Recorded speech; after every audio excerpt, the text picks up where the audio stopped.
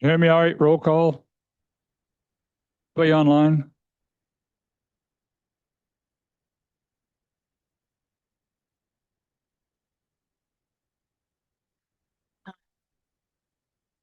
Okay.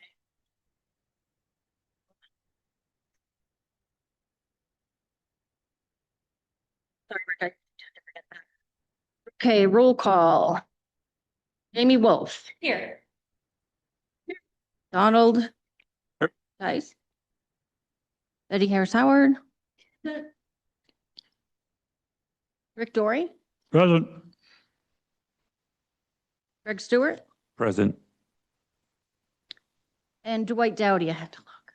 In attendance. Thank you. You do have a quorum. Thank you. Quorum, we have a quorum.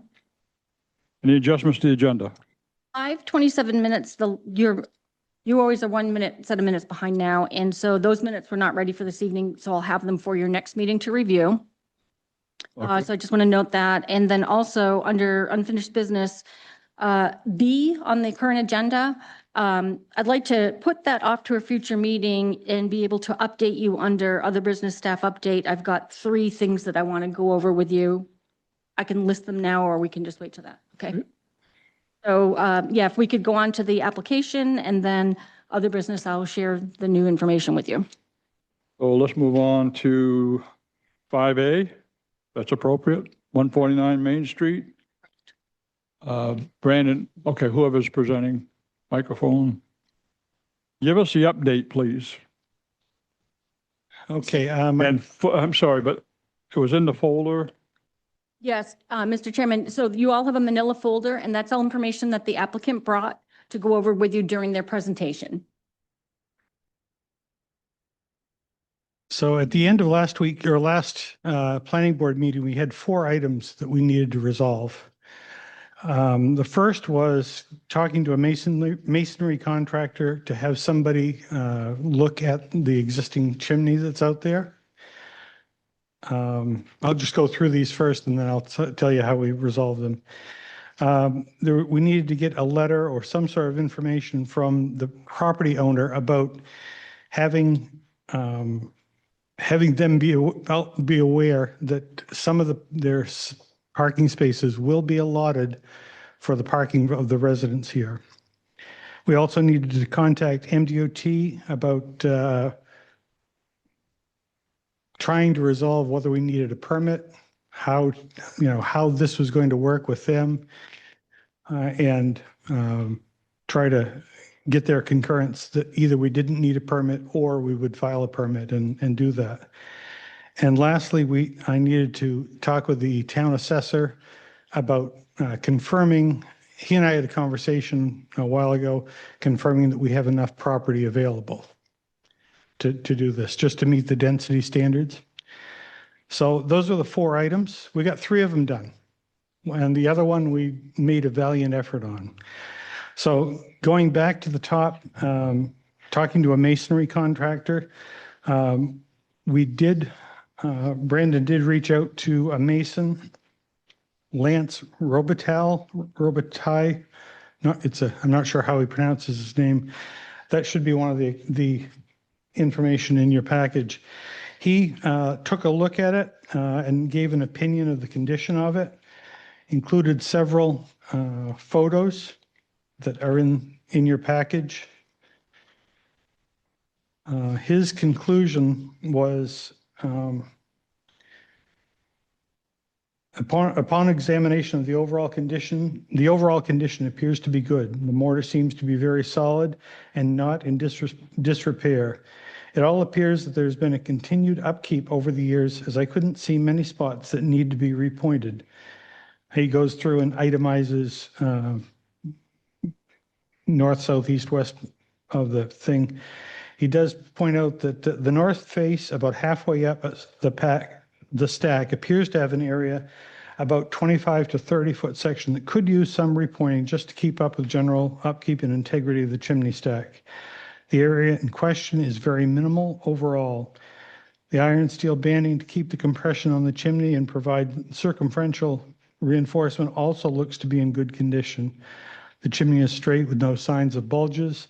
Again, I would feel it would be wise to make a corrective effort to repoint the section that he discussed earlier, but it's not something that is immediately dire in the visual integrity of the chimney. So I think he basically said it was pretty good shape.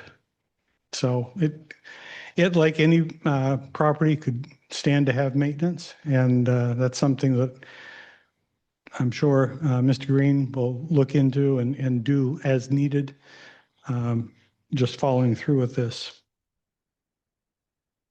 The second item was submitting a letter or getting a letter from Mr. Green, the property owner, about tying up parking spaces, because we are obligating some of the parking spaces for this project.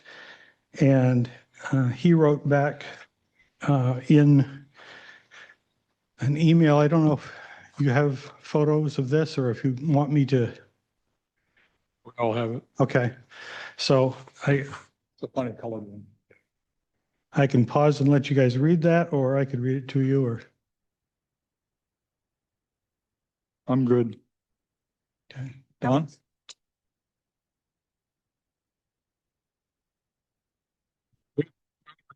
Okay. That'd be in the record. It's addressed to Ms. Dawn Emerson, planner, concerning the parking lot at Winthrop Commerce Center.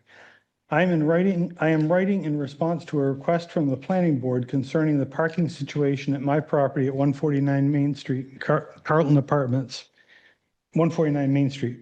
Carlton Apartments LLC is proposing to create 56 apartments on the top 2 floors of what is currently my building. I have a purchase and sale agreement to sell this space to Carlton Apartment LLC for this development. Carlton Apartments is required to provide parking spaces for their prospective tenants, as this is the case of any other tenants in my building. I am aware that these spots will be deducted from my total parking spots in regard to any future development of the unfinished portion of the basement. However, if additional parking is needed, I own additional properties nearby that could be used to provide additional parking for future needs. Please contact me if you have any questions. Sincerely, Gene Green from Winthrop Commerce Center. So that was, I think that addresses the concern that you had, as far as I can tell. The MDOT is the concurrence with MDOT is the part that we haven't resolved yet. The day after the meeting, it was a Wednesday night like this, Thursday, I wrote to DOT kind of explaining what we were looking for and didn't hear anything back. About a week later, I sent a reminder, just, did you get this? Is there any questions? Can I help you? Understand what's going on? And I heard nothing. I wrote back a third time on Friday, I believe it was. I don't know if I have that email right handy, but I wrote back a third time with the same question. Do you have any questions? Can I help you with anything? What do you think about this? And no response. So 2 conclusions I guess you could make on that. One, they don't care. Or Tuesday, or secondly, maybe he was on vacation for 2 weeks and didn't have another person who could answer or check on his email, or he doesn't know. And so I don't know. I don't have a good answer for you. Lastly, the question that was about, we needed to have so many, essentially 4.5 acres of property contained here to meet the density standard of 3,500 square feet per unit, 3,500 times 56 apartments works out to about 4.5 acres. I had a discussion with the assessor, I guess early April, I believe it was, when we had the meeting with in-house. And I pointed out to him what I believe the correct area was, and showed him some evidence that I had found from Mr. Green had provided a plan that showed it as being 6.2 acres. He, at that time, took the information and looked at that and agreed that that was an appropriate measure, because this has been several different parcels. The Winthrop Commerce Center is several different parcels. What is now mapped as the Winthrop Commerce Center contains several of these subordinate parcels that have been absorbed into the same master parent lot, if you would. And so that total is about 6.2 acres, which exceeds the 4.5 that we need. So I think that resolved some of the things that we didn't have before. So really the only outstanding item is the MDOT's feedback on this. My thought is and this evening, Ms. Emerson asked me to coordinate with them. They're in the process of doing an ADA upgrade on the property or on the street. And so their information is published online. I need to take a look at that. But we're certainly willing to do whatever we can as far as we're able to facilitate that change. One of the changes they do want to make is in front of the island at Mechanics Way. And I think this kind of shows they're putting in a new curbing along the face of it and replacing the sidewalk that's there. I didn't have these till tonight. Ms. Emerson gave me these to use as a prop this evening. So we're fine with them doing this. This is basically maintenance work on the sidewalk. Our concern has been, trying to improve the signage, the control systems on this island behind where they're doing, which is on our Mr. Green's property. And he's been, he doesn't care if we put up new signs and bring them up to current standards. I think, am I speaking out of turn, or is that he's, okay, he is okay with us doing that. So until we hear back from DOT, we're kind of at a standstill, but we will indeed coordinate with them as much as we can and try to make this go smoothly. As I understood at the last meeting, relative to DOT, Winthrop is the exception in terms of us being involved in approval of that part of the project. Yes. That lies with Maine DOT. Is that correct? It is, because most larger communities like this are part of the urban compact area. And we're not. And you're not. That's what I understood. So that's out of our bailiwick then. Yeah, if at some point you do become, it would then put the responsibility or the decision-making back into the hands of the town, as opposed to having a third-party entity resolve the work. So with that said, then you're dealing with the DOT on those issues, not us. Correct. Correct. Okay. Okay, you all set? Yes. Dawn? So as a result of this new information, I drew up, or I updated some standard conditions and conditions specific to this project that you may or may not feel address what's outstanding. So if I could run through those with you, and then after you have your deliberation, I just want to remind you to take public input, and let's complete the questioning. Pardon me? If you're all set right now, I'll go around the room for questioning. Yes. Then we'll come back to that. At some point I get to go through these. Yep. Amy, go on.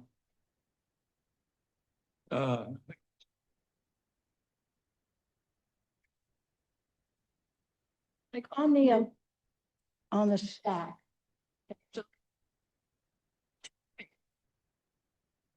How does that work? We're essentially forming a condominium association. That's my So, sort of going to. yeah, there will be some responsibility of Mr. Green, the current landowner, and I assume there will be some responsibility to Mr. Roberge. I don't know. I haven't been privy to any of those condo doc things. I'm an engineer. I'm not a lawyer. So Condo documents will be provided at some point. yes, And so we will know that it's going to be taken care of if it starts to fall apart, yes, correct? yes, absolutely. Yeah, one of the conditions that Ms. Emerson gave us was that she wants to review the condo docs, and certainly that's something she could, the overall building maintenance will be that'll have to be discussed in the document. And I assume the stack would be considered part of the building, part of the infrastructure that is supported. So that she has a couple specific conditions in here that address that. So yes. No, I think all my questions are answered. I think my issue with Clark Street is with the town, not. I don't think the street is adequate to apply any capacity for anybody. That's a town issue. Wait, None at this. Don, if you want to go down through the fact sheet, right? I just had that. You have standard conditions, and I'll just, it was, the approval is limited. Do you all have a copy of this in front of I you? don't know. Right here. It's in the white folder. Yep. By the way.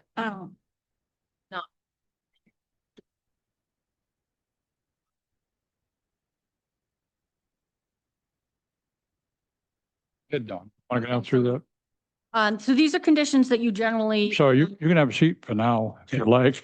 Thank you. I just love standing up here.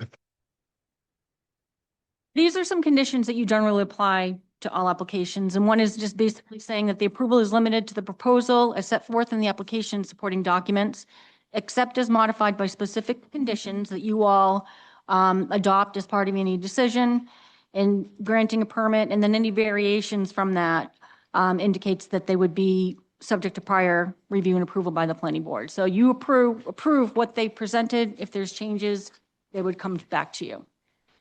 Substantial start, we've talked about this, 30% of the project based on estimated cost of construction activities approved by this permit must be completed with 1 year of the date of issuance. So let's say you approve it today, within 1 year, they have to have 30% of the work done, or else they need to come back to you to renew the permit because it would expire. And it's not the date from when a building permit is issued, it's from the date of the approval. Once construction is complete, the permittee shall notify the CEO that all requirements and conditions of approval have been met. And then the last one again is that expiration date. So specific to this project, the fire chief had weighed in and said, he acknowledged there's a sprinkler system, and he noted that it must be retained and then updated as part of the new construction. Provide documentation from the MDOT indicating a driveway permit is not required or. Sorry, before you leave number 5, as I understood it with the tour, that's a dry system currently because of lack of heat. And that system's changing, being upgraded, be a much improved system from what it is, correct? Go ahead. So basically, they can't take out and have no, that's the crux of it, right? And it has to meet code, and it sounds like they aware of that. And then regarding DOT, to either provide documentation saying they don't need a permit or to provide a letter, or an actual approval. And that we've acknowledged a number of times. I've recently been made aware that the MDOT is doing improvements downtown to the sidewalks, for ADA purposes, so some of the curbing and ramps. I have, as part of a discussion after this, would like to go over some of that with you. But what I'd like to do is suggest that the applicant be required as part of, when they're moving through the process, with the state, however that's going to look, that I want to make sure it's all coordinated between the town and the state and the applicant relative to this location. And I'd like to be involved in that. And I have more information specific to that project to go over with you before the end of the meeting. But my suggestion is that it is specifically in the condition and tied together. Then I did speak with the assessor today. The assessor also submitted an email. So there's something in writing that, yes, it's 6.22 acres, and he's going to correct the town records. They're going to be updated accordingly. And then this was from before, prior to issuance of a certificate of occupancy, provide documentation from a qualified entity supporting the structural integrity of the stack. So there's new information pertaining to that. So however you would want to modify that or eliminate it. And then this next one, Sorry, but number 9 is basically that report we got, right? yes, yeah. So you could strike it however you want to word that. That was from before we had this new information.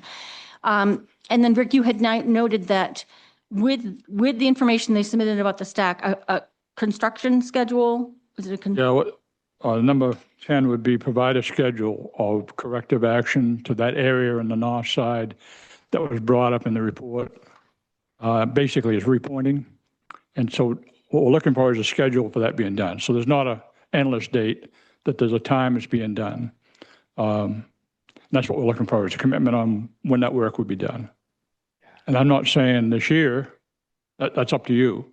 I'm just saying, what is the schedule?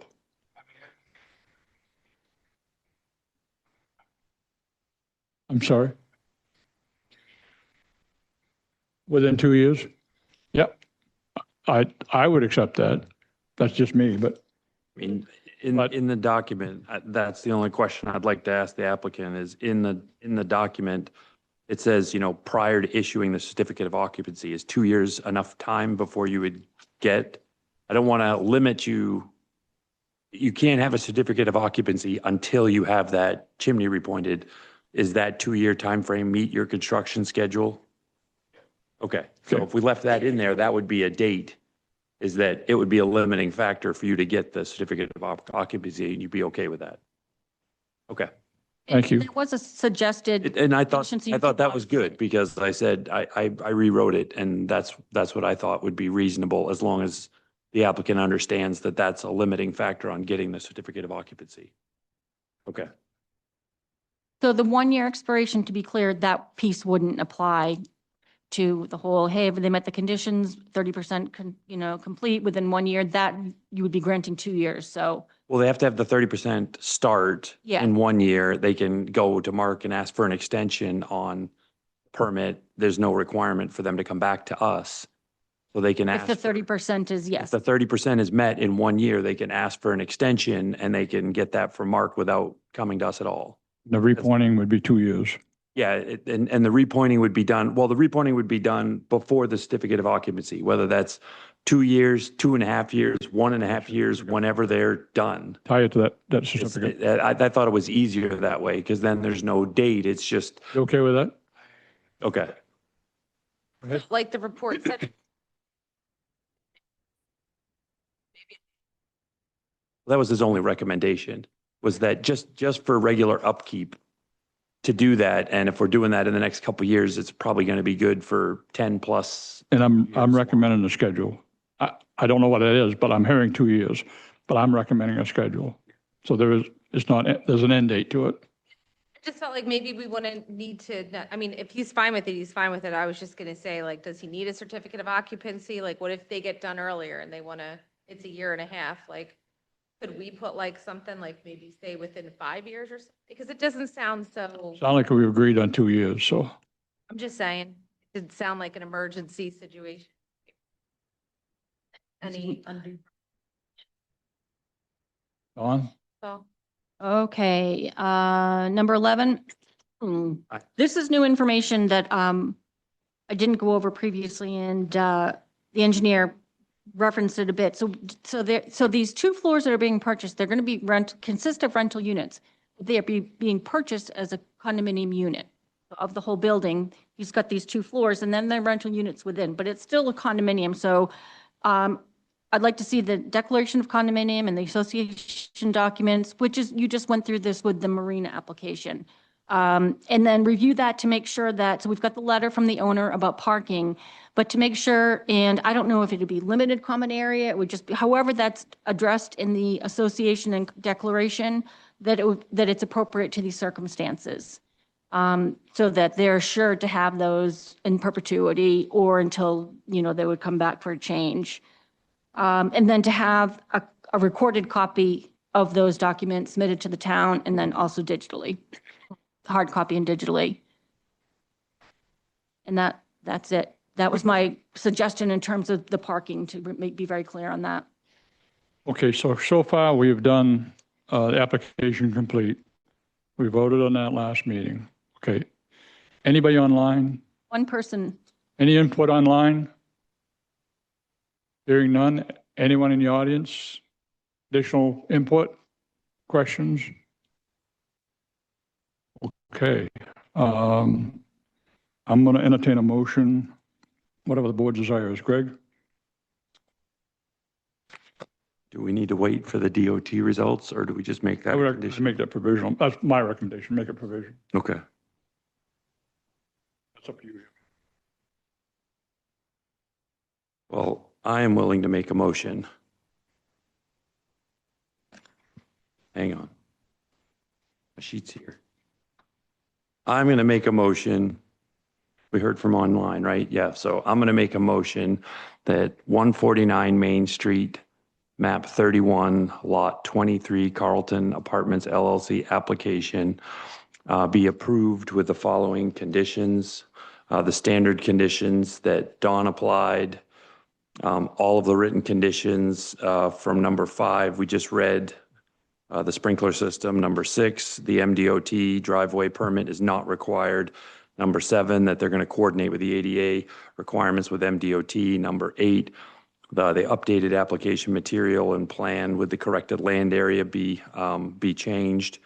Number 9, which is going to be prior to the issuance of a certificate of occupancy, provide documentation from a qualified entity that the stack has been repointed as suggested in the masonry inspection report dated June 9th, 2026. And additionally, provide a schedule of when that's going to be done, if it needs to be scheduled out, and then provide a declaration of condominium and associated documents that shall include the appropriate references to parking allocated to the subject unit. The declaration, number 12, the declaration association document are to be provided by the town planner. And number 13 is a copy of the aforementioned recorded plans and documents shall be submitted to the town planner, both digitally and a print copy. Very second. Dawn seconded. Discussion? Dwight?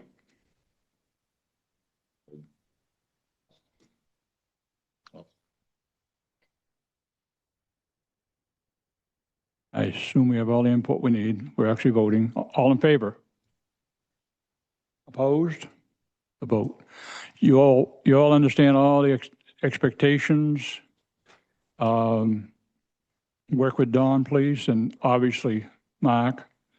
It sounds like one of the barriers right now is a DOT, whichever way they want to go.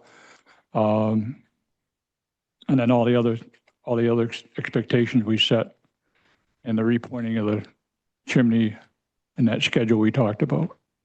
Dawn, if you would, you're going to date stamp all these documents to go into the file. what I'm going to do is I'm going to give you a findings with these conditions next week to have you all review and sign them. Next meeting. Yes. Okay. You're welcome, and thank you for your quick response to all those expectations that made a big difference. Thank you. What? Oh, my goodness, yeah, yeah.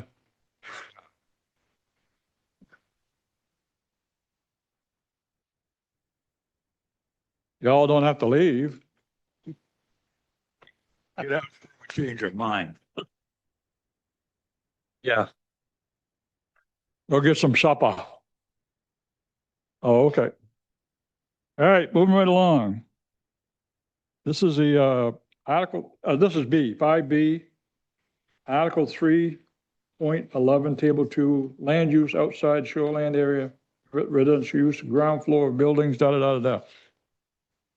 And So that is the one that I referenced that I'd like to put that off to the next meeting, and 3 other pieces of information, which include communication from the MDEP about our zoning ordinance and map. And I've copied you on that tonight so we can go through it together because I just got it today.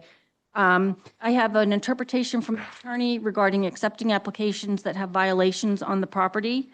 And the ADA sidewalk project that was just mentioned, I'd like to go over those three projects or pieces of information with you if you are all okay with that. Let's do it. Go ahead. Okay.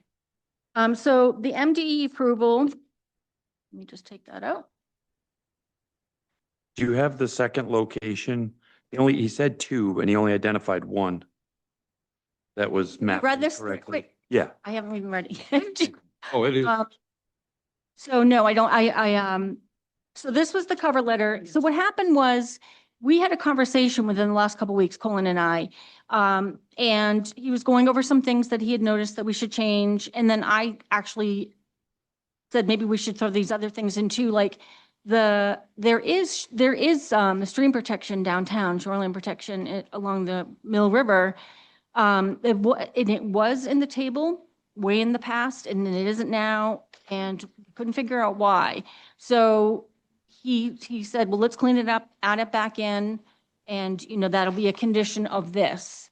I couldn't find anything around why. It could have been another a scrivener's error, a map amendment that just unintended consequences, like with Route 202, but it is still apply. So he said it's not exempt, so it should be on there. Well, and all water bodies in the state of Maine are not exempt. It's still 75 feet from high water mark on any water body, period. So whether it's mapped or not, it still applies to shoreline zoning. So trying to map a stream, especially a meandering alluvial channel, is very challenging because it moves. So mapping is sometimes, we could try to state that in the ordinance if we needed to. And Is that- like flow water. Yeah, the definition of a stream is a challenge. Whether you use 1 square mile, I can go through 15 different criteria that different people use for defining a stream. And they all are slightly different, but yeah, it's 75 feet. But then if there's any form of a wetland, then you have you have 75 feet from the edge of the wetland.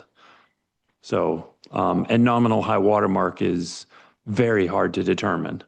What is that considered? It's not the 100-year flood mapped. It's more of your quote unquote annual high water. So, what does it normally run in April type water level, not a 100-year flood? So that's the way shoreline zoning is applied. So he suggested changes in the table. Yep. So a 25-foot setback in the village. And it, 'cause In they're- blue are his changes. In blue, yes. And like I said, I'm just going through this with you right now. And then frontage, we didn't have a shore frontage requirement, so I'm gonna see note 4 because I'm not sure what that. I'm sorry, this one here, the village was the first one, right? So is that a change they're requesting, or is that, He's requiring, because we took the shoreland in the downtown off the map itself. gotcha, He said, yeah, no, it needs to be on there. So we have to include that when we continue to do our map work that we started, or our ongoing map work. And then in the table, there needs to be a 25-foot setback and a 100-foot frontage requirement. And then there's a note 4 that I'm just going to read right now. Excuse me. I'm surprised we can put a 25-foot because that's a violation of state law. I was kind of surprised that he wrote that. I was kind of confused. We leave it off because it's 75 because it's a state law. It's Maine shoreline zoning.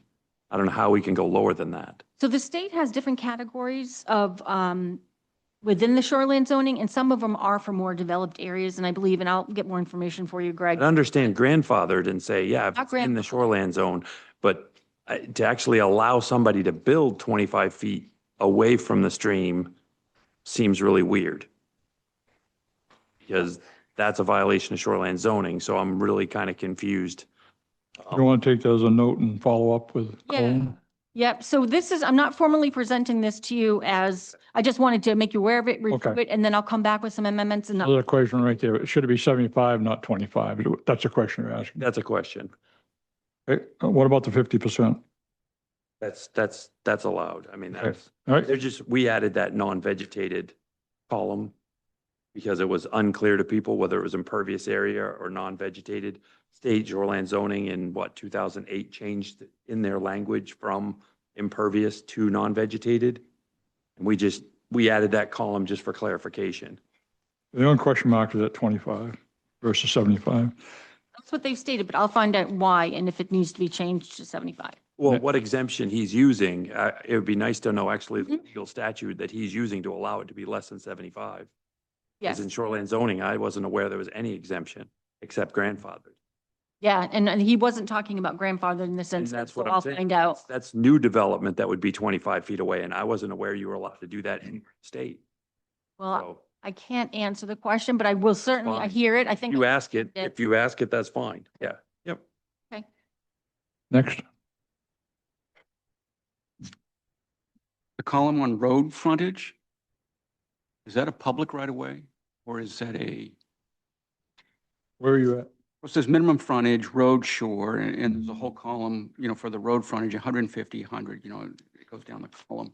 Yeah. Is that, are they public right of ways? Is that what we're in referencing to? So that's a minimum lot width. Camp roads come into play here? Well, setbacks are measured from the edge of the travel way because we often don't know where the edge of the right of way is. So this is a question that hasn't been asked since I've been here. Well, I guess my question is it the right of way or is it a public way? We said it was a public way, but I mean, There's a big difference. there's a huge difference, you're right. But I mean, camp roads, but the idea is that you would have a certain lot size abutting the travel way. And that's what that column is, Whether right? that's a roadway or not, I don't think we ever define that because there's tons and tons of private roads. And some are paved and some look like town roads. We just had that whole subdivision that wanted to become a public road. So how do you draw that line between them? I know we've made junction, we've had two cases that I can think of going back, and we've always said, okay, if it's a road and it's servicing more than one property, we're going to count that the travel way. If it's one, as soon as you get down to one property, that's a driveway. We're not going to count that.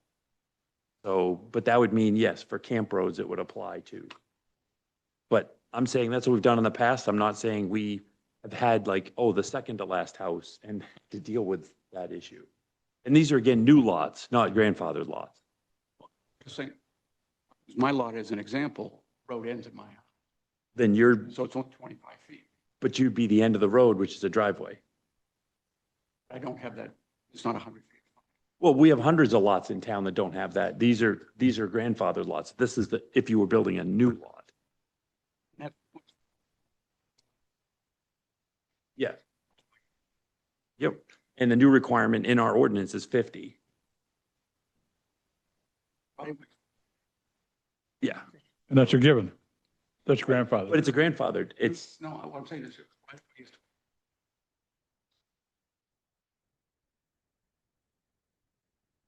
no, I think they need 50. They need 50. Any new road, any subdivision has to be 50. And unless there's an existing road, it has to be 50.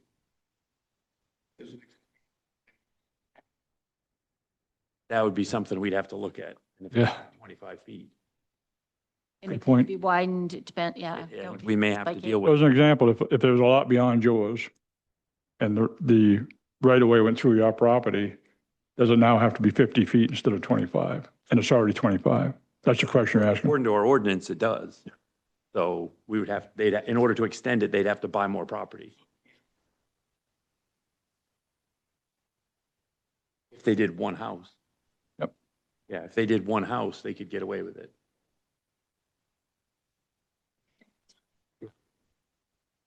historically, it's interpreted as Again, it's kind of bizarre because there's lots of private roads in Winthrop that are paved and yeah, it's a great question. I don't, Work with the public works director, or maybe not you guys, but there should be a project where we identify the status of all those roads. And there may be an incomplete table someone started that talks about length and width of right of way and, who owns it, who maintains it. well, to me, because it this, could vary a lot. but this table only applies to new properties. But if you're. If we have a new subdivision, we're going to require them to meet this table, period. And if they can't meet this table, they can't have a subdivision. That would be my take on it. what's the No, 3 lots. Is it? Now Thirty. it's 5. Oh, that's right. The state's changing it on us. Yeah. The fifth lot makes it a It subdivision. was 3. Now it's, The sixth lot makes it a subdivision. It used to be 2. Now it's, No, there is minimum acreage in your table. yeah. It varies by zone. It used to be, DEP say if it was over 20 acres. That's state guidance. We had 2-acre lots in the rural zones, and then you have to have 30%. So when it was 3 lots, you basically had to have like 8 acres in order to break it to a sub. Now the new state mandate, we'll have to reread that because they're changing the lot size. It can now be smaller. Is it a half an acre or is that with water? Is it? Square feet. Yeah, so without water, it's 20,000, which is like half acre. So it's basically a half an acre, which is now a quarter of what we allowed. Because it was 80,000, now it's going to be 20. But you still have to have our subdivision ordinance still requires that 30% other than buildable, you have to have green space. So you're still going to have that with that lot. But if you have to have 5 units, it's going to change how we do the break. so what's driving the city of water is a separation between the sewer and the water. The well and the sewer Yeah, that's why That's they what's go down driving to 5,000 Right. and that's state. with city water. It's not anything we did. Next, Dawn.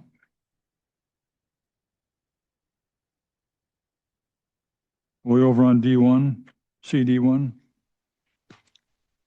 And again, I just want to make sure that everyone looks at this and everyone feels comfortable with what is intended and with the language. And then if everyone is on board, then we can go ahead. I'll start making the amendments. So the next one, sorry, is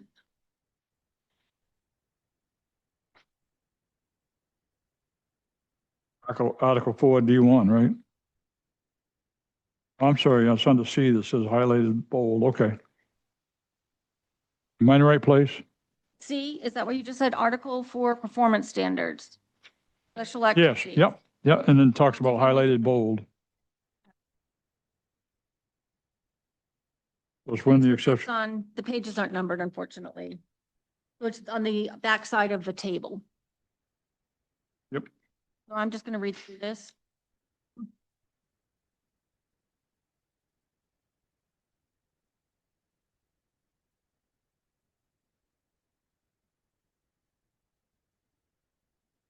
are we okay as you checking on something relative to that?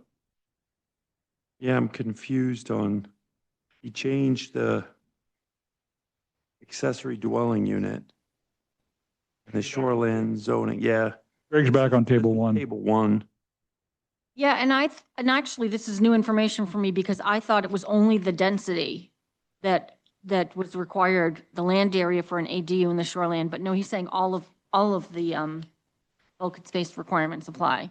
Because I didn't think we allowed accessory dwelling units in the shoreline unless they could meet the height requirement. Yeah, so And they now don't. we're changing for these that? purposes, they don't call it an accessory dwelling unit, they call it another dwelling unit, an additional dwelling unit, because really, it's not, it has nothing to do with the allowances for accessory dwelling units, because then you don't have to have parking, you don't have to have density. So it's really, if you want a second dwelling, you meet everything. It's not, it doesn't Yeah. count.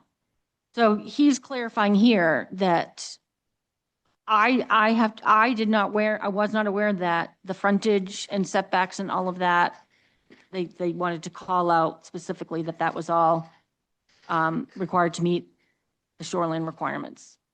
Really, frontage was the one I didn't realize on shoreline, that they needed double the frontage. Okay.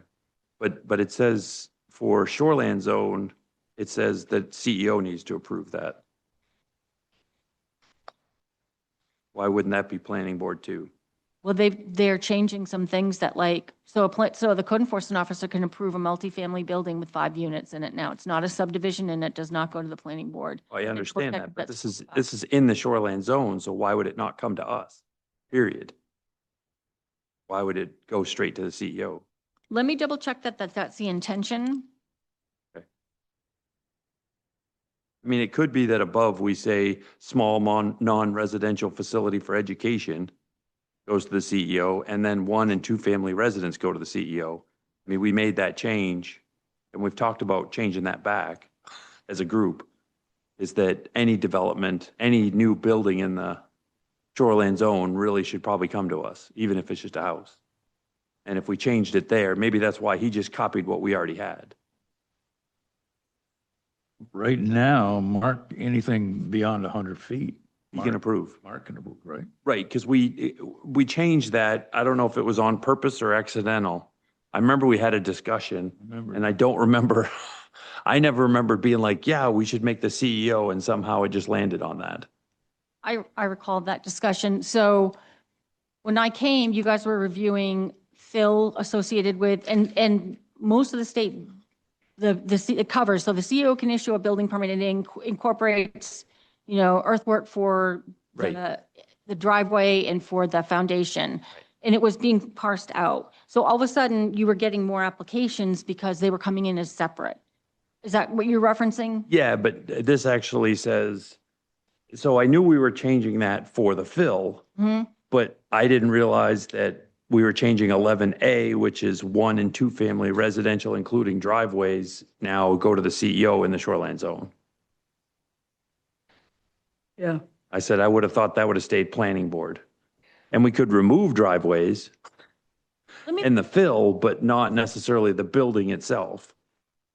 Because again, like the house we just looked at on Lower Narrows, if that wasn't in resource protection and that was just shoreland zone, they could build that right at the 100 feet and Martin have much of a choice, but that's not really ideal for protecting the water body.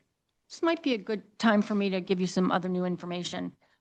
I talked with, and I don't know if the town manager has talked to the code enforcement officer yet. I sent him an email today asking him if he had, but there was some agreement, at least with the town manager, that from now on, shoreline permits that come in that are required to go to the planning board are going to be reviewed by Mark, and he will come and represent them at the planning board. Okay. For shoreline, Pardon me? for shoreline. For all, yep, shoreline that, So that says, if I understand what you just said, A and G and 11 would both be planning board then. A, F, and G, yeah. Sorry, F and G, yeah. I guess if you take a note, Don, your opinion right now is 11A, F, and G should be planning board. And if we're making these changes for the state ordinance, it would just be a good thing to include, in my mind. sorry, 11 on table 1. Table 1, 11A, F, and G, all change from CEO to planning board. Well, just Yep. Yep. So Mark got a copy of this today as well. Colin copied both of us, so I don't know if he's had a chance to look at it, but I'll ask him to come to the next meeting and we'll go over this together prior to. Now, again, we can make it more restrictive than the state. Yes, you have to be at least as restrictive. You can make it more And those changes that we're talking about would be more restrictive. potentially, yeah. Reason for that might have been. I don't know this because this was just forwarded to me. This is Colin's input, right? Colin's. But But state's input. we changed table 1 a few years ago when we updated it, and since then it's come up a couple times that we think we made a mistake. We were specifically trying to remove the fill in the shoreland zone. So if somebody came in and needed to do a driveway or something like that, and they were 150 feet away from the lake and they were just doing some kind of replacement with earthwork, they didn't have to come to us. That was what, because it's like 20 or 24 yards or something like that. That's not a lot of material. It sounds like it's a lot. It's not a lot when you're doing a driveway. I'm smiling because I just drove by and Don drove by a driveway being done as of today.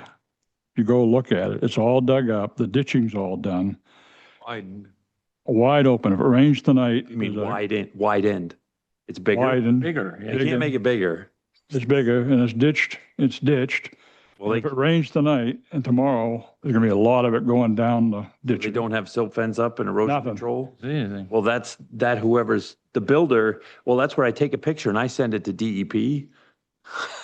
Because they've got the requirements that, we took the shoreland zoning building construction, and that's something that he's like, oh, take bad examples and send them. I'll send it. No, that's on the other side of the street, but that said, Don and I don't think it's more than 100 feet from the water. Yeah, so it's well within the 250. Yes, oh, definitely. It's well within. No, the no shoreline question. zone. Yeah. So, Well, they have to meet shoreline zoning standards, and that contractor needs to meet shoreline zoning standards. So they have to have erosion control. That's Did required. you see any? I didn't see any. That's the other thing. We don't even know if they had a You know permit. the address? Pardon? You know the address? It's the duplex, not too far from the one up the street. What's it back? Probably 4 doors back down? Be 600 and something? Yeah, Yeah. I'm 656 Yeah. and I'm way away. Before you, like right around 6. No, it's between Don and I. So So it's, it'd be it's near as- 680 or 690. yeah. Yeah. Because Don's like 730 something. And oh, you're 800? Okay. And the other one is 770. Huh? It's going back up the hill, where, right next to where Heinz lived. You know, Heinz lived, the yellow house? Next one down is a duplex. That's what I'm talking about.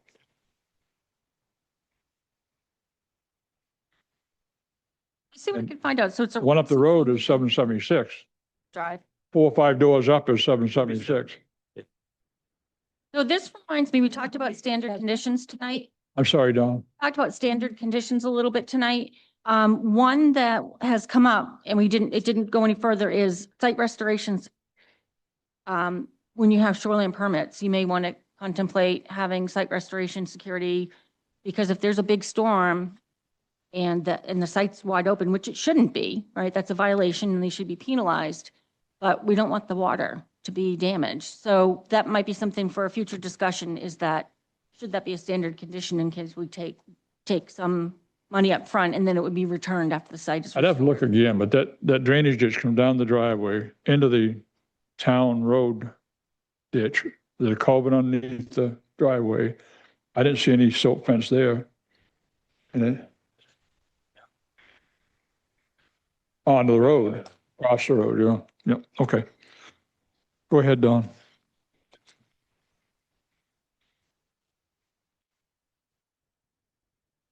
Well, but it doesn't matter during construction. You still have to. Yeah, oh, yeah, Shoreline absolutely. Erosion control needs to be there. You right? have to do erosion control regardless of But. how they got their permit, and they have to be certified in order to get a permit. You But can't they just didn't have any they didn't contractor just do it. pave what was there. They expand. Wasn't paved. Some of those. It wasn't paved anyway. Well, No, they can widen it if they're still within their impervious cover, depending on the lot. So they can make it bigger. but who knows if they are? No, they didn't. If Mark didn't check it, we didn't see it. No.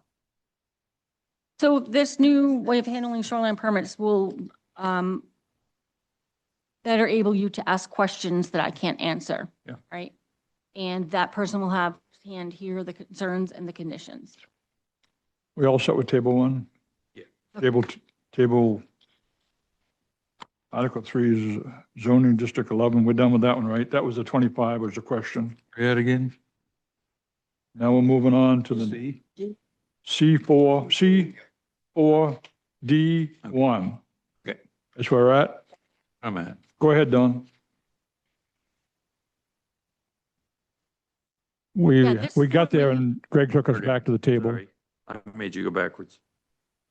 So he added in language, which makes it, this is I'm reading again this now, but what seems like it makes it clear that all of the different bulk and space requirements are required to be met. Whereas currently, and I think, I can't speak for Mark. Well, that's. My understanding was that it the was. Question supposed to Greg be- asked is, do we allow accessory dwellings within the shoreline? No, we don't. So the statement's not accurate. You can have an additional dwelling unit. You can have 2 units, but you have to meet all of the requirements for land area and frontage. That's what he's stating in here. And the only reason it'd be called an accessory dwelling then would be because it's actually two houses or resident dwellings on the same lot. Yeah. And Which is Really allowed. the only way, why they're like, it's an additional dwelling unit, not okay. by how the state's defining it now. Why wouldn't we want There's to put exceptions after, to the rules for that, right? It can't be bigger than the original. It can't be at all in the shoreline district. It has to, well, why not under, They wouldn't have that. no, exception. nope, would not. They'd have to have a big enough lot where they could actually qualify to put a house on that lot. He just added to make it clear Have to meet all the requirements. That's all this is. Okay. All right. So there's Are the things, no allowing it, I guess is what, okay. so far, the things that we've gone over, if I redline a document and bring that back to you, you're comfortable with and understanding what's going on here? Right. I'm hearing we're okay with what the words say and what they mean in a not allowing accessory dwelling in the shoreline. Okay, we're going over to D, 2D, not 2D. They struck the 300-foot down and added the product of the number of dwelling units on the lot times the minimum frontage required for single-family dwellings. Any issue with that? So this is completely new. We haven't had this discussion since I've been here, I don't believe. I'm sorry, what are you saying? This is not something we've discussed before. This must be something that he noticed that needed Correct. to be changed. Right. Yep. He struck some words and added some words. Good. Okay.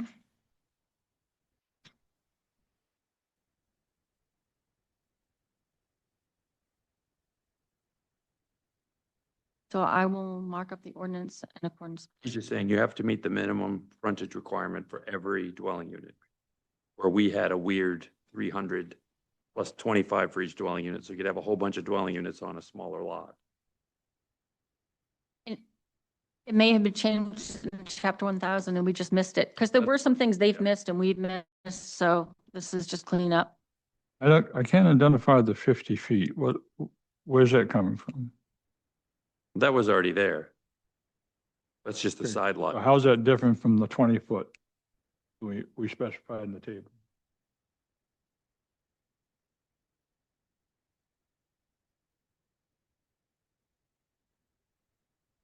Because this is on the same lot.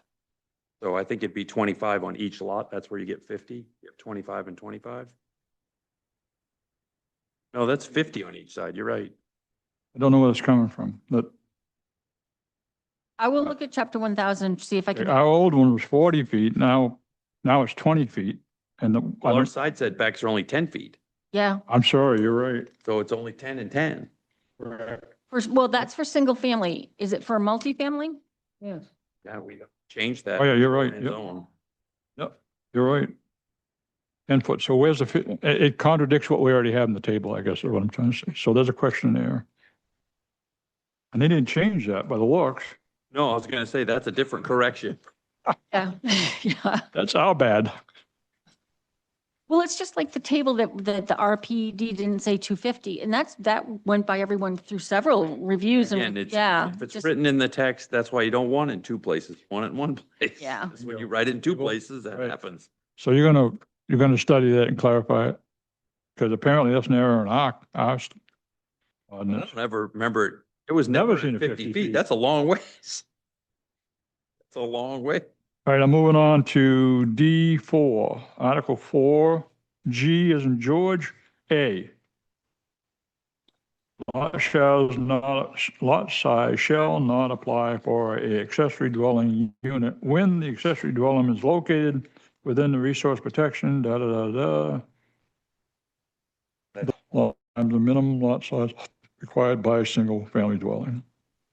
A and E are basically the same, just requiring you have to meet the minimum standard, even if you're all two dwellings on the same lot. You have to meet the standards of one lot. Okay, so I won't read each to you then. No, they're the same. Moving, any question on those? I'm moving down to the next page, but not limited to densities, setback, parking, other standards. But E, I'm sorry, Rick. Pardon? Did you just look at E? And I did A, E, okay, sorry, I was looking at a different one.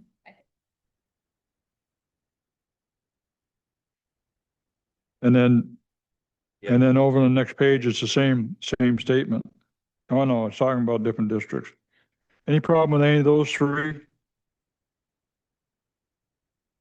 I'm moving to E, dwelling units, supply districts, public water supply districts, minimum lot size, frontage, setback, height, non-vegetated surface shall be meant for a single-family dwelling in those districts.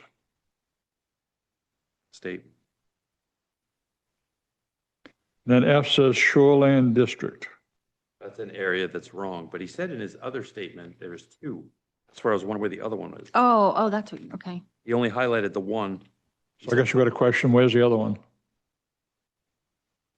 I'll have to find out. This is all I got, Okay. letter and this, so I will reach out to him. That could be my mistake. I thought for sure it said two someplace.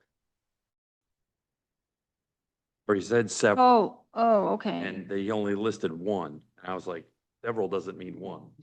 But we're Well- sure. Guess that's a question for Colin. For my edification, where is that? There's Lake Shore Drive, so it's gonna be right by the railroad trestle, or where it's railroad is basically, water's on both sides of the railroad there, and it didn't get flagged.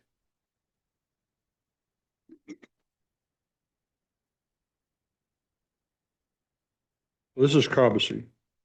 Yeah. Yep, and that's gonna be 41 heading up the hill. And you're correct, Greg, it does say two districts, so Yeah, so yeah. I don't know where the other one is. I will find out. Well, I guess that's the question. Where's the other one? Rannocook, I'm sorry. Where are the other ones? Greg's question is, where's the other one? Okay, So I've written that down for Colin, that cover that one? please, so. Do we need to make any actions on that? Like, do we need to make a motion on that, or are we? No, because No. what need I'll to do is, discuss? Okay, based on this conversation, I'll redline our ordinance and I'll give that to you, and then you converse and set a public hearing. You're okay. gonna bring it back to us with Yep. corrections. I just wanted to make sure we didn't need to do an action and be like, oops. So, Thank you. And when I turned to you and said, Greg, we need to make a motion. that's fine. That's why I was asking. Thank you. New business?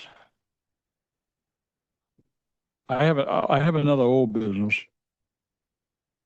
Just to share with the board,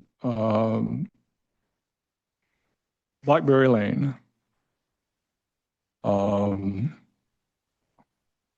We had asked for, one of the things we had asked for was a septic system evaluation. Is that the right words? Yes. And the applicant did not respond. And the applicant wanted to be on the agenda.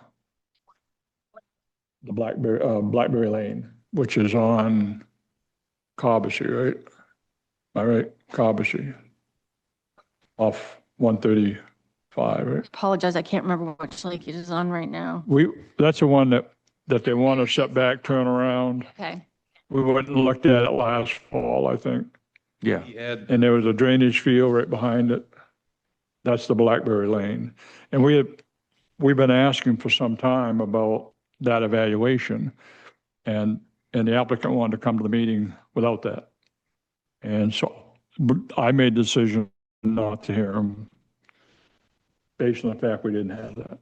And we still don't have a clarification based on that case.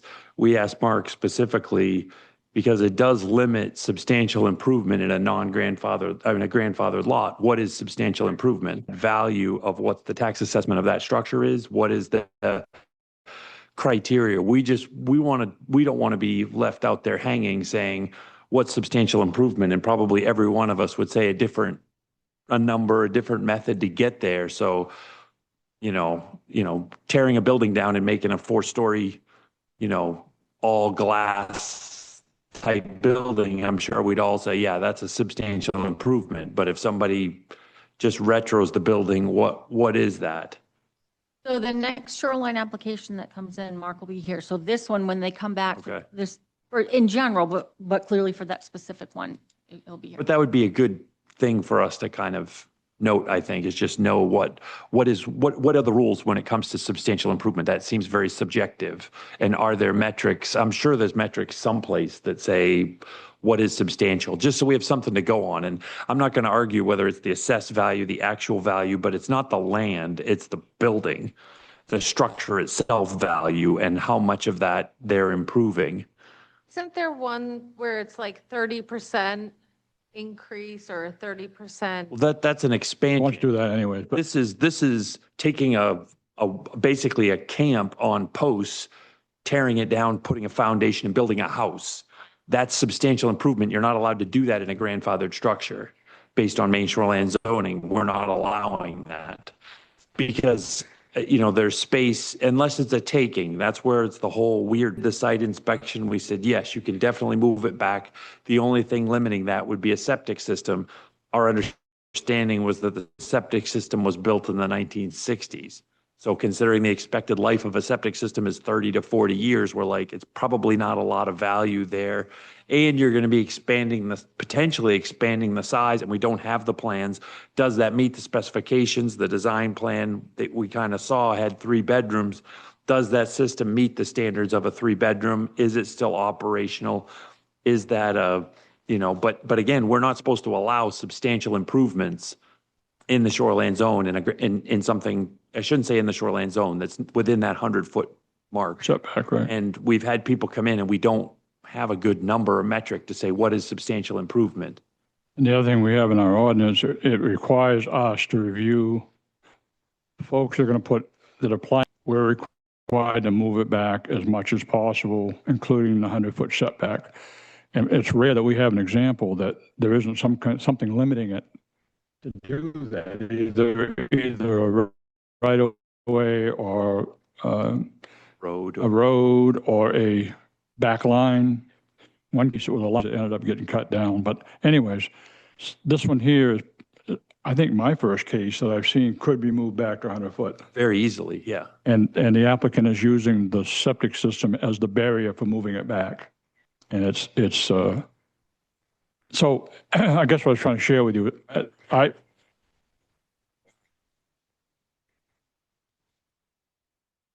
he's the one who brought to our attention how bad it was.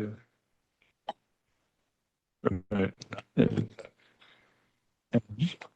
So the point I was trying to make was that I wrote a letter and sent it to him saying he was not on the agenda and this was our expectation. I wanted the board to be aware of that. And we haven't had a response, right? No, not since the letter went out, no. I mean, technically, it doesn't appear to be any barrier for him to jump over, even if the septic system was valid, to put it beyond the 100. So it really should just go to the code enforcement officer. And after your site visit, that's what I anticipated would happen. And then all of a sudden, package dropped. That I handed it to you guys and you handed it back to me at the last meeting. You're like, this doesn't include what we want. And the same applicant has a building next door that he lives in, I believe, that the board allowed them to tie it to a Firestone. And a Fireplace. massive fieldstone fireplace. And that was his reason for. Move. We did.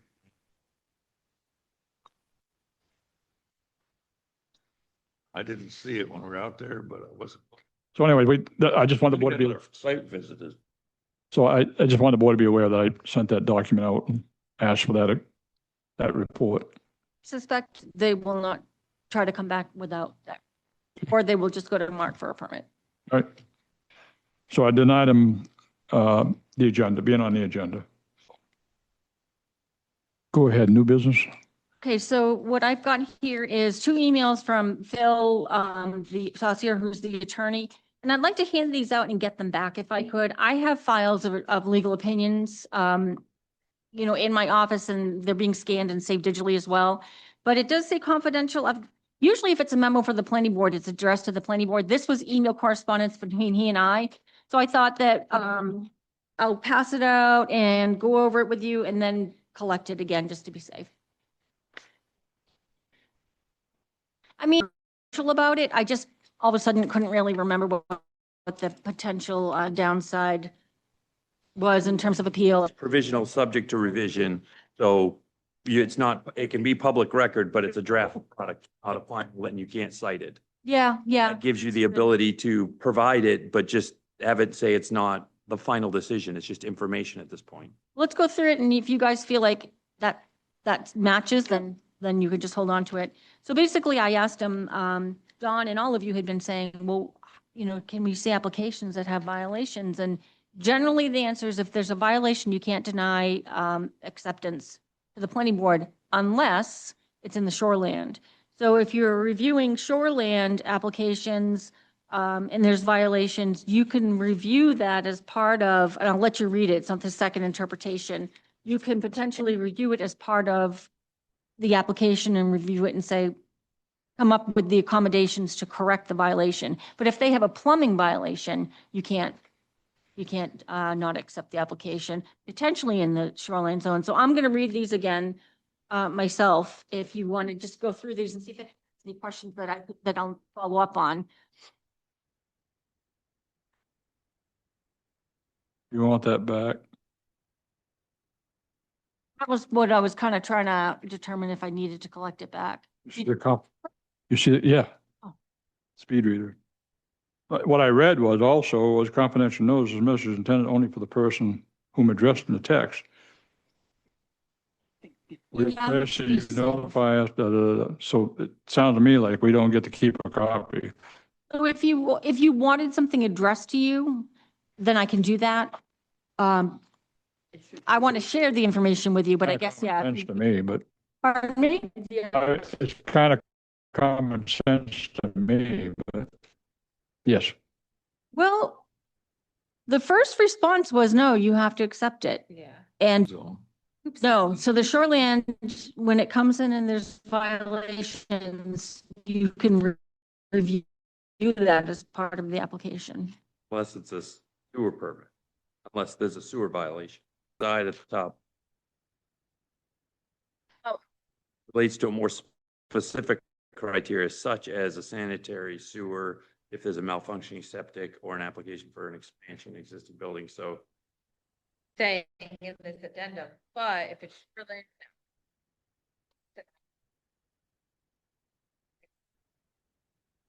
it's still kind of vague.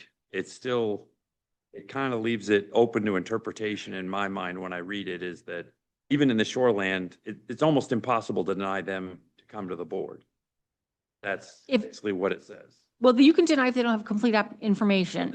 Yeah. No, I'm saying if they have a complete package and the only reason we're denying them is because they have a failure or have some action against them, we can't stop that from coming to the board.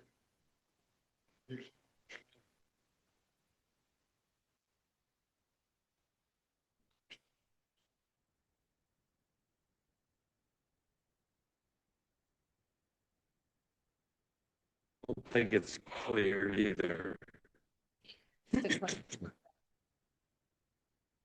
Well, if the application is complete, we can still have it come to the board. Doesn't mean we have to like it. We just, if the application is complete, they can come to the board.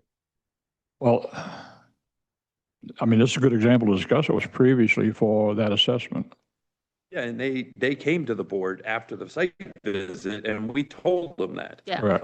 So that would be a case you'd say, no, you're denying them because their application's incomplete. And that's valid. The same, in my mind, that's not the same as saying, well, you're not coming because you have a violation. Correct. You're coming because your application's incomplete. You came, you asked, we told you, you didn't bring that information. That's valid. Your application's not complete. The reason why I followed up on this, because the question that I kept hearing was broad. It wasn't specific to that Okay. property. Now, correct me if I'm wrong, in this letter I'm talking about, you cited ordinance specifics. Yes, that requires that, yes. And required that in those specifics. So, We should put that on our checklist, probably. pardon? We should put that on the checklist, probably, then.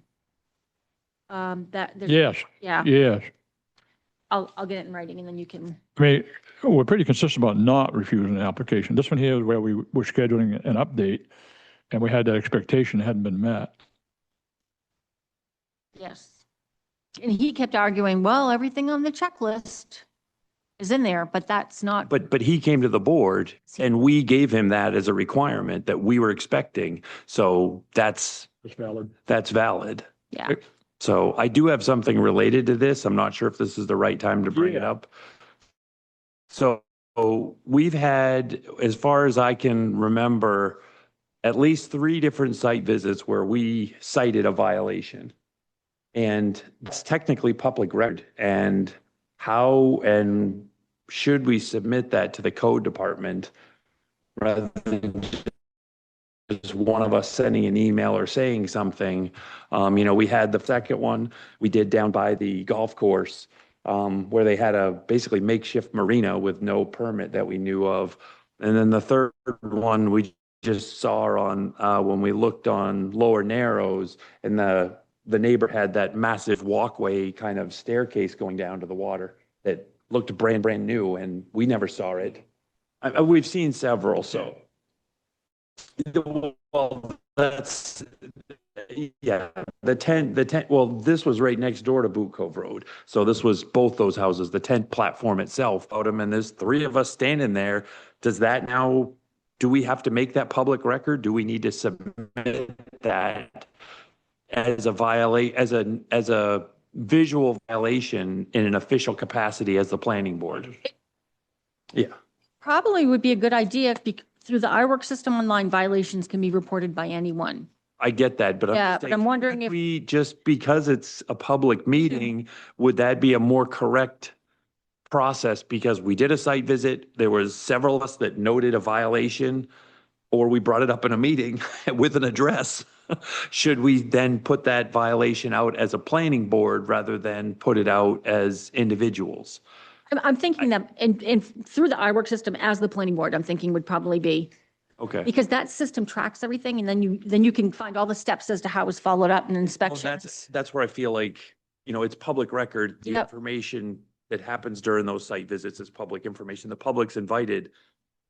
If we're talking about a violation because we just see it, feels like something we should submit officially as a planning board, not as individuals. So when that happens, Right, exactly. It's a public meeting. It's the public's invited. We have more than three of us are there, so it is public. And we note a violation. I feel like there should be a process for us to submit that as planning board rather than individuals. so with the board, if you agree on that, direct me to submit it on behalf of the planning board. Let's start tonight. Let's start tonight. Greg, list the ones you've got. Well, some of them are pretty old. It doesn't matter. The marina, the docks at the marina, they're too long. They violate state statute for, it can only be a third of the way across to the adjacent shore, and all the docks are too long.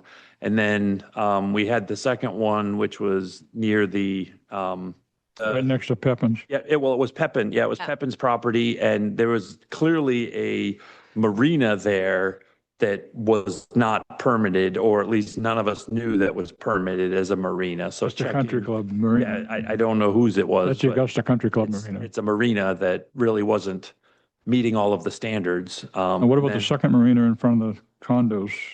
On Turtle Run? That was never, Well, that was number one. That's the marina in front of the hotel. yeah, I'm talking about the one next over. Where they sold the That's another one. cabins over there. Yeah. Then they So- built a marina. Right. I mean, I was kind of lumping that together as Yeah. both, so. Okay, so I've got 3 right now. And then the Lower Narrows, the Boot Cove Road, we had the tent platform that was on the property we were looking at, that neighbor had a pretty substantial set of stairs going down to the water, that clearly was brand new or built within the last year. And then we have the fifth one, which would be the one Rick just. The driveway up on Memorial Drive. Drive. Hold on just a second. So the neighbor on Boot Cove, Yeah. so is the stairs like straight down? It doesn't meander? Is that part of the? And it's all pressure treated, it's all on posts, and it's a full set of stairs with platforms and everything. And I you, mean, you you listed have to the, count that as structure, and if nothing else, it should have come to us for impervious cover, because that is, and it goes all the way down to the water. and you listed the tent, right? Yeah, the And tent platform. was number 4, so, yeah, 3 or 4, depending on which way you look at it. I got 5 here. Can I just repeat them back? Yep. So there's the marina that you just reviewed that had the docks that were long. There's the marina also on Turtle Run Road that didn't get permitted as a marina. It's the cottages. Yep. The con- Pepin, there was a marina in the vicinity when you were doing the site Augusta. visit. We think it's Augusta Country Club. Okay. Yep. And then Boot Cove Road, there was that permanent tent platform, or what appeared to be permanent. And also in Boot Cove, there's a neighbor that there were stairs that were significant down to the water. Yep. And the driveway on. And then the last one would be the Memorial Drive that Rick and Don, At both. the duplex. Maybe a permit for that. I don't, There could be, but it's something, Mark would know that. Yeah, He may have given them. I can Oh, look at the right. system and see if there's a even if permit. they've got a permit, they're in violation Sure they are. of shoreline building standards, which is still a problem. Not just. Widened it. But if they've got a permit to do all that, and Mark could issue that, that's fine, but they still have to meet the shoreline building standards to have erosion control. You're never gonna be outside of that, and we're gonna get thunderstorms tonight, so it's gonna be on the road, and that is a major problem. We want to set the expectation that no earth is turned until erosion controls or measures are in place and that they're inspected. And those contractors certify that do that work, because if they're certified to be shoreland certified, that's part of their contracting, that they say, I can work in the shoreland. So they'll be affected by that if there's a I violation. would think so. Oh, wow. That's it. Yeah. So you want this back? We done with this?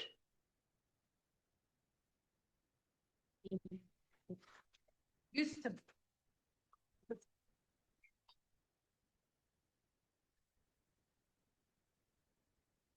All right, next on the agenda? Thank you all. For one moment here, you may not want to get to all of this, but let me see. Inflation. Well, tell me when to stop, okay? You tell me when to stop. Is that, because Stop. I'll just go through these. So this project that I recently just got wind of and reached out to the state and said, what's going on here? And so they sent me, I'm working with them now to get, because they sent some plans, but they were preliminary. And I said, it sounded like they're moving forward. And I said, when are the final engineered plans going to be available? Trying to get some status. And I sent you images, or I copied images of the aerial view, Morton Street, Union Street, and Commerce Place. So it shows the images that you received are two aerial views that are in that show the mill. And then the close-up of the improvements. So here, the Mechanic Street, where that island is that has all the signs and utility poles, they're saying that's crosswalk 3126. So if you go on the next page, that's the detail of 3126. And this is part of this project that we're looking at. Well, these are all step-ups to making a slope. Yeah, so they're trying to meet accessibility requirements. They're step-ups right now. I believe so. And they're putting, I haven't walked it to look. Some of them, it's very hard to tell because the asphalt is so degraded. It's more like a step down and then you step up. okay, The whole- thanks for that clarification, Greg. Yeah. I walk Move it the all the granite time. and or It's not replace it. nice. So they're removing granite in some places, but I don't know that they're replacing it with granite. It says Should be, but remove granite curb and replace 2 8-foot tip downs, but it doesn't say. the curb, 2 8-foot or 28. I mean, the way that reads is funny. like a drop off, like this here. Any, It's hard for me to, did you see? It doesn't say Barry will what end we're up with the replacing it granite. with. But Barry will end up with the granite. He's got more damn granite. They do. what, huh? Yeah. So I thought this was relevant for the board to look at. I'm reaching out, trying to get more information, and I want to make sure that whatever happens, that the mill project works in coordination with the state regarding driveway permitting and these improvements. So, That was the condition. I wanted to just make sure that didn't slip through. and you informed them of this, right? Yes. Yep. That's what he was talking about. Yep. Okay, next. Okay, well, that was pretty easy. Okay, I just wanted to just bring you up to date on the build out analysis. So the state said, you got to increase your density. Here's the numbers. And then they extended it for a year. So we didn't start it yet, right? The number of units. So, and we talked about doing a build out analysis. So that has been, we've been working on that with Haley Ward, who does the tax maps, and they do other things too. So I've met with him and we talked about the data that needs to be gathered. I've been working on that for him. And so one of the big things that I'll come back to you with is before he puts the report together, he wants to meet and talk about the graphics. Because, you know, the picture's 6,000 words. And so you want the graphics to be clear and for people to understand them. But sometimes the graphics can be very, very alarmist. And so I want to make sure that the graphics, how we depict it is practical and useful and not misleading, but gives the wrong impression that it won't facilitate a nice, calm discussion. That makes sense.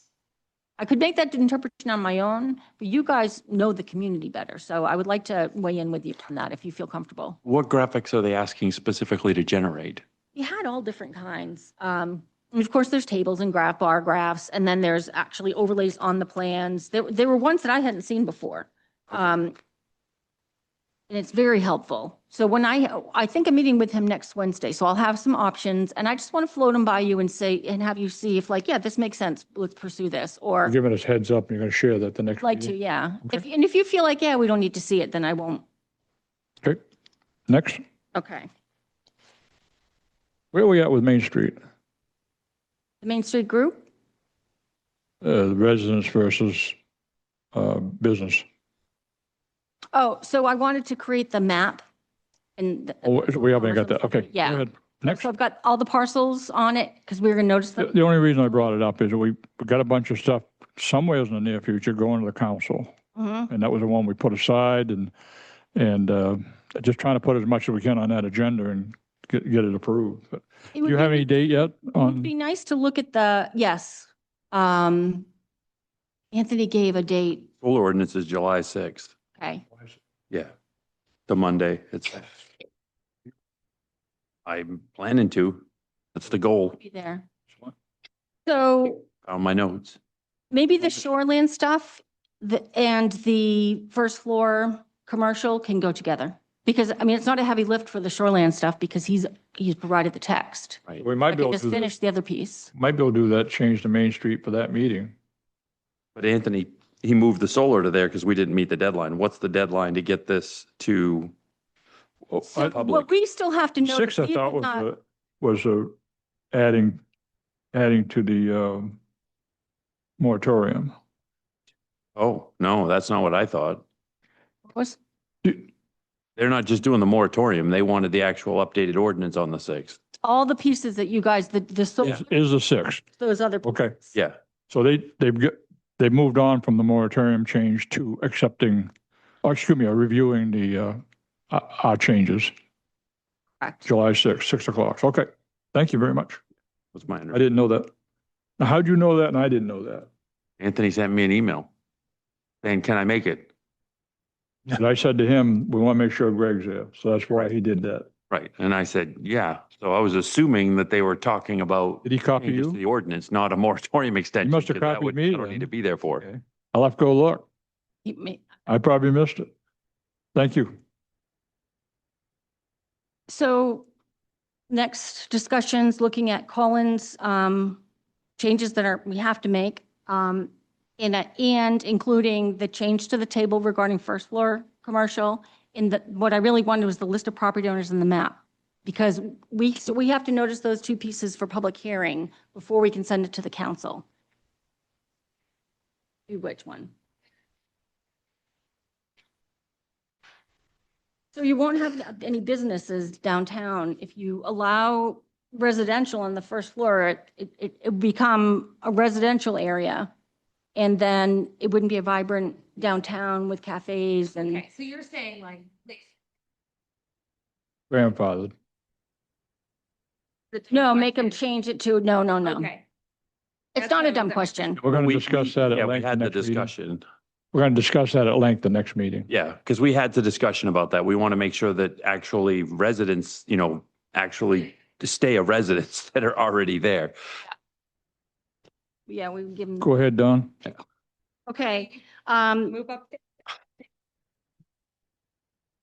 I just wanted to let you know that Aaron has reached out to me, Aaron Chase, is that he's asked me to do some research on the public water district to see if I can find information about how it came about, what the discussions were like. So I'm working on that for him. And so I suspect at some point he might come back to you all with some. I'd love to hear him near future about that at a board meeting. I believe that's probably his, And that's what he and I discussed. And but that's right. I'm sorry. Yes. so that Email I is separate. I asked him, I told him about the work that Brent had done, summarizing what Aaron's predecessor had done, Dan. in terms of his responses over time. Yep. And he was reaching out to you to get that. Yes. And then I asked him to come talk to us in the near future about particularly the 1,000-foot setback and where he's at with that and all that. So I look forward to that. So appreciate you doing that. Yes, it's interesting. I like to do that stuff. Sometimes it's hard to find, but we'll see what I can get. Excuse me, but what it would do is help us further the details around the water protection zone. That's what the intent is. Right. Which we don't have a lot of criteria for. Go ahead. I got the list of, That's the end? wait a minute, I think that might be the end. Let me just double check Oh. here. Talked about the build. Should we give a brief update on the status of the digital map, or is that? Yeah, that was my next, we met today, Don, Mark, and Turner from KB Cog. It is KB Cog, right? And it was about the digital mapping. And what we're trying to do is bring to fruition and understanding of where we stand with the digital map on the town website. And the map we had, I wish I had it here to show it, but the map we had on there was a PDF. And it was the previous format or revision that we had done originally. We did all the work of converting the hard copy maps to a digital map. And then we did another iteration that did layers. So you could take and zone all the town, and then you could do layers like shoreline zoning, resource protection, Do growth areas. growth areas. That the sewer and, And so we had several iterations. So the commitment Turner and Don is to get those updated. He was going to make sure the data was accurate. There were a couple of areas that needed to be fixed that we already taken care of. And within a couple of weeks, that would be on the town site. We'd all have, anybody in town would have the capability to go on and look at the overall map and look at the layers. And so that's the work we did today. One other action item that came out of that was updating the parcels so that they're accurate relative to what resource they were in, what zone they were in, I'm sorry, what zone they were in the town, which right now is several that are not accurate.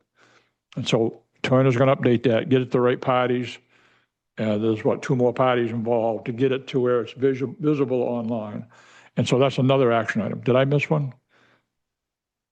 yeah, so, and then the next step, so that's going to, so we have a current parcel viewer. If you go to the assessing webpage, I'm sorry. you can click on the parcel viewer. So that's there now, but you don't have sewer and water, you don't have the growth area. And you can't, when you look at resource protection, it's not broken out into, well, what makes this resource protection? So he's going to break that out for us, and he's going to include steep slopes because that's one of the criteria. So what are you going to do? Point here, So what he's going to do for us is make us a map of the bodies of water in Winthrop with the resource protection and delineating the steep slopes versus value habitat. buildable areas so that we have a document. We talked about the last meeting about working on pairing out those areas like Boot Cove Road, where we got the 20% plus slope, and then we got buildable land back from it, 100 feet back. So he's going to provide us a map showing us around Winthrop. So that bigger project we had that we talked about the last meeting, we'd have a map to go by to see where they were. And he's going to update all that based on the latest data versus what topo. And so he's going to do that for us. And he was committing within a short order to get that done. That was pretty short term. And also we had a grant to work on this build out analysis where we're going to get the sewer and water as part of that. And he's indicated to us that the work that we're talking about is part of the contract that we have as our member, as being member of KB Cog. So we don't have to come up with a number and a funding source for that. So we have I think that was a major move today with the meeting we had relative to digitizing and providing that information, not to just us, but the town. And so any questions about that? Don, anything to add? No. Don, anything? Good stuff. We came a long ways, I think, today. We came a long ways today, I think. Don, I didn't mean to step in, but No, that was a lot I just loaded on you. I hope that's not too much, but kind of status updates. I feel like everything's moving forward. you all set? I'm all set. Thank you. Jamie? Don? Good. Good too, if it makes a difference. Good for you. You, sir? Are you good? Dwight? I entertain a motion to adjourn. I hear a second. Good. I have a second for Greg. All in favor? Hey, we did all right, 8:30. Thank you all very Apologize much. for being late. Usually I can get here by 8. But I got caught in the parking lot and the other meeting ran Traffic? late. Rod traffic. A little bit, yeah. He's pretty happy. He's got as far as he has, you know. We actually moved the meeting along quickly, I so we'd be done by the time you got. have a question for you all. I'm sorry, I forgot to ask. So, Nate from the Blue Cove Lane project, the guy who has been representing them and working with the data, he reached out to me. He was under the impression, and I didn't go back and listen to the tape yet, but if you could indicate to me what your intention was and what it is, he was under the impression that you guys were just going to take the ball and run, and that he didn't really have to do anything else. I was under the impression that he was going to continue part of the process and it was their application. Well, will be their application, but what we approved was the revision to the resource protection line in that area of the pond. So that is something we would like to move forward, and that could be part of the digital map uplift, making that change, and especially if we're going to update it everywhere. I'd hate to have the applicant caught up in that, but that was our understanding, is that Again, we the town approved needs to that. move that We forward, approved right? that change. Now it's in the council's, it should be in the It council. should be in the count, it should be moved That's to when the it should be council added to level. the- Yes. That's, Yep. excuse me,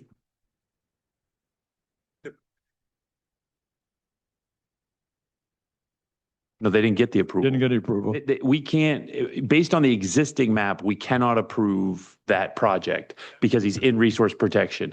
He provided us right, so we specifically had the resource protection line, they redrew that, and we want that section of the pond to be adopted. So we and that approved has to that, go to the town the council, board. So now. because the that town could be on council the has to approve that map change. 6. It's a small map change. Put it on the agenda and we were going to notice the abutters. And that was not my impression, but he thought that you guys, That's what I thought I mean, I I thought don't, we committed to doing that. yeah, I thought we did too. which one?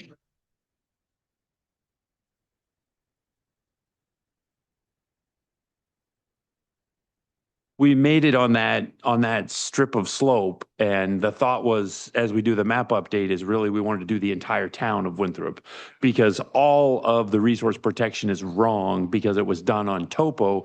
Now with LiDAR data, with the slope tool that exists right in the USGS maps, it just tells you, you can draw the line. It is that easy.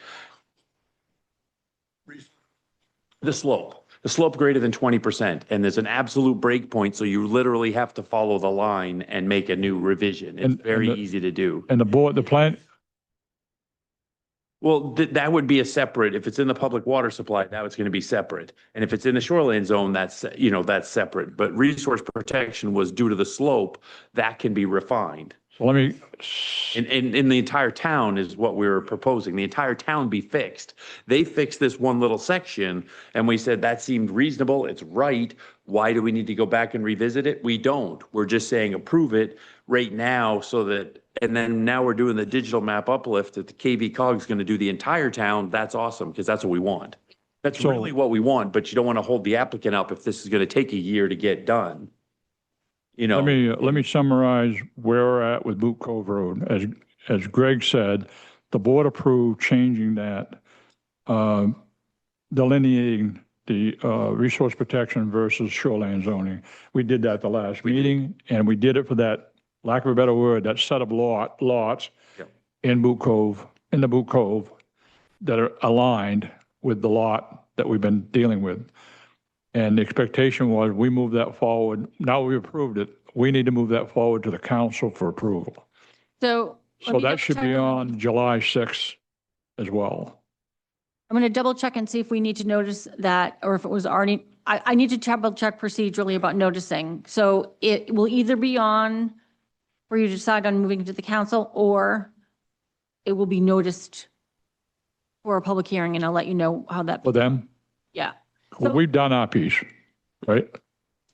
I did not realize at that last meeting that you were saying, yes, we approve this. I thought you We did. needed We did. members according to the ordinance to say, yeah, go ahead and move forward.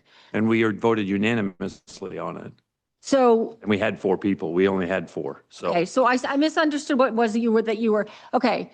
I don't know the answer of what agenda will be on because I have to check how the noticing falls into it and if we've already met that or if that needs to be done still. Okay, I'll so put it on as soon as we can. whether we need to or the council needs to. Whether we need to, we're on the impression we already did our piece, Okay? public hearing and all.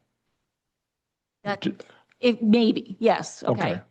You're confirming that. If indeed you believe we did, Yeah, then it's going forward to the council. then I would submit a memo to the council. And hopefully on the 6th, as part of the package, excuse me. We get a map. Show more than 20% actual.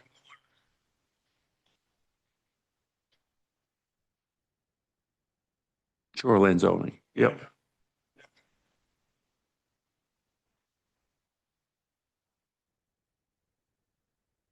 If that's what you want. I mean, it's an easy map to generate.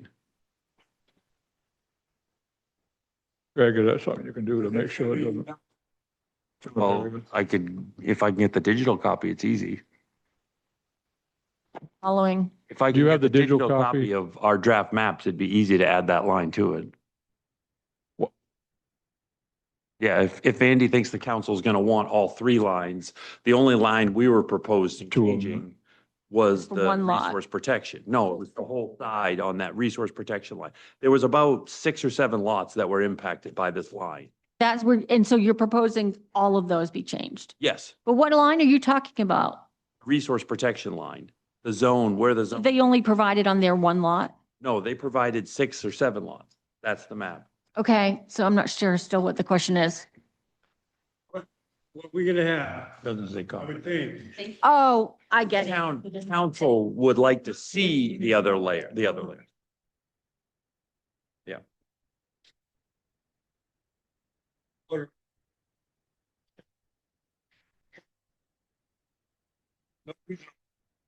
Oh, it's 1,000. Well, the lot's not 1,000 feet deep.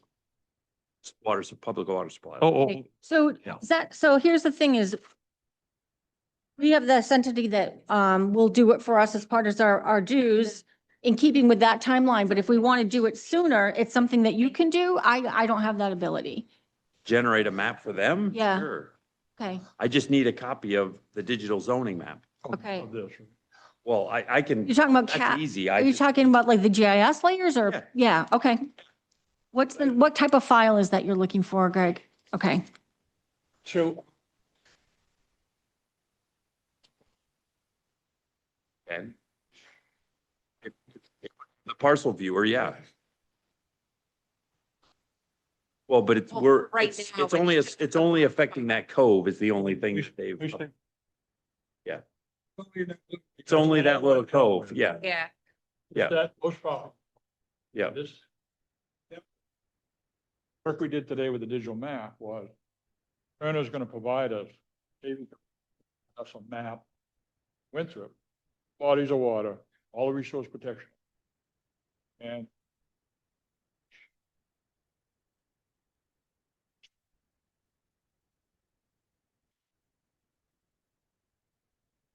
so, is that right below where they put solar farm in? just above the, Solar farm's almost above it. I couldn't tell you, yes. This is it. Try to drop Beach. through there, it's just this little tiny You crap. know where the beach is? Hmm? You know where the beach is? Yeah. Beach is right there. Right.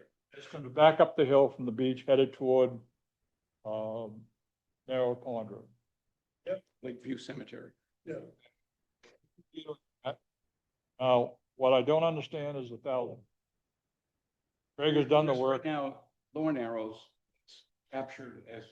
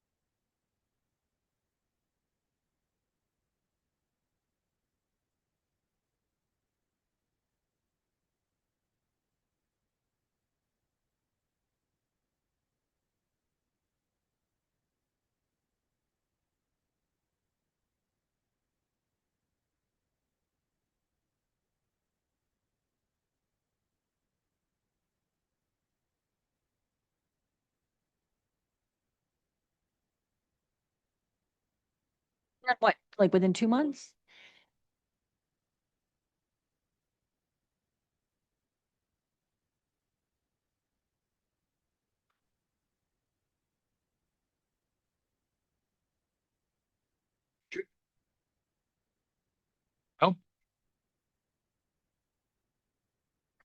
This project specifically though. Why?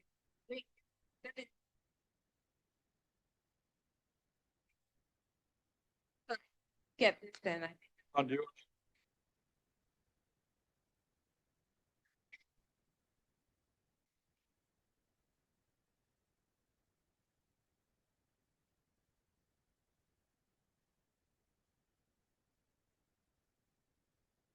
I don't think that, so I needed to wait for 4 people to say, yeah, we'll move forward with this. And then notice it in accordance with the state statutes, and it has to be in the newspaper 2 times. So I feel pretty confident that that didn't happen. But if it didn't, I can make it happen, because I was not clear at the last meeting that, all right? I hear you. Make it so. Jamie, I cut you off. How does that, Well, that was a point.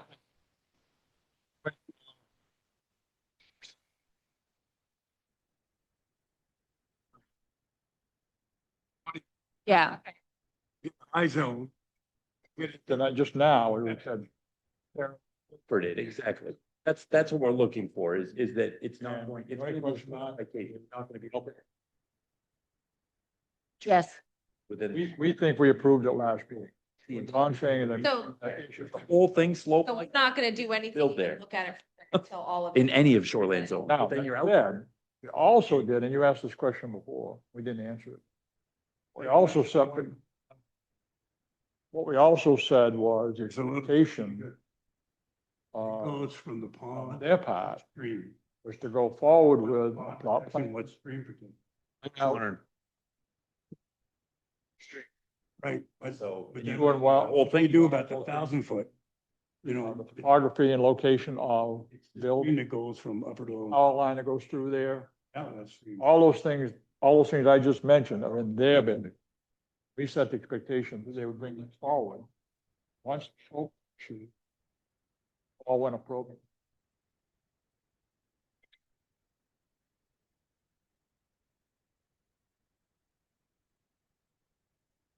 It comes in here, stream goes here. Does the public water supply go that way 1,000 feet? Or does the stream protection zone start right here?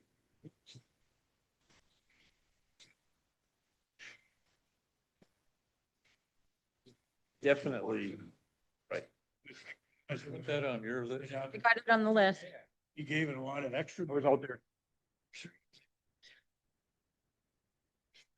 Page 10.